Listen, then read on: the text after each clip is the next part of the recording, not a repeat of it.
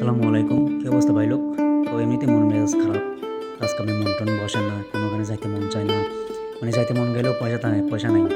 পয়সা তো মনে করেন যে টাকা বেতন পাই দালালে ধোঁকা দিয়ে দিয়েছে। যাই হোক ওইটা কথা বললাম না, অন্য একদিন বলবো। তো মনে করেন এখানে তো ভালো লাগে না কাজ করতে। আর যাইতেও মন চায় না। এমন মনে হয় যে জেলখানা যাইতেছি।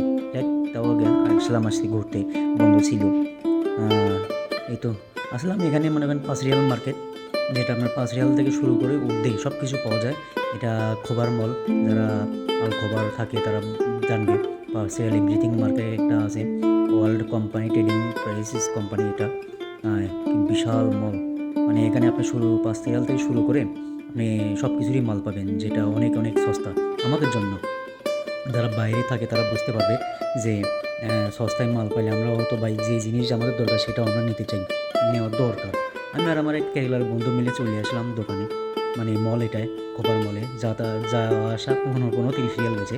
যাই হোক, কারণ মনে করলাম আগে নিচে যাই, আবার নিচে থেকে চিন্তা করলাম না, নিচে না গিয়ে আগে লিফট দিয়ে উপরে উঠি, তারপর উপরে দেখা যাবে।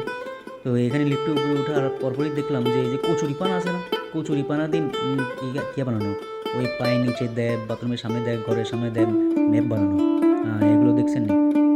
৩০০ কত আপনার ৬০০-৭০০ টাকা করে, যেগুলো কচুরিপানা দিয়ে সাইডে একটু সুতা কাপড় দিয়ে সেলাই করে রেখে দিয়েছে। এই হলো কাহিনী, যেগুলো দেশের মধ্যে কোনো দাম নাই, এখানে ১০০০-১২০০ টাকা করে দাম নিতেছে।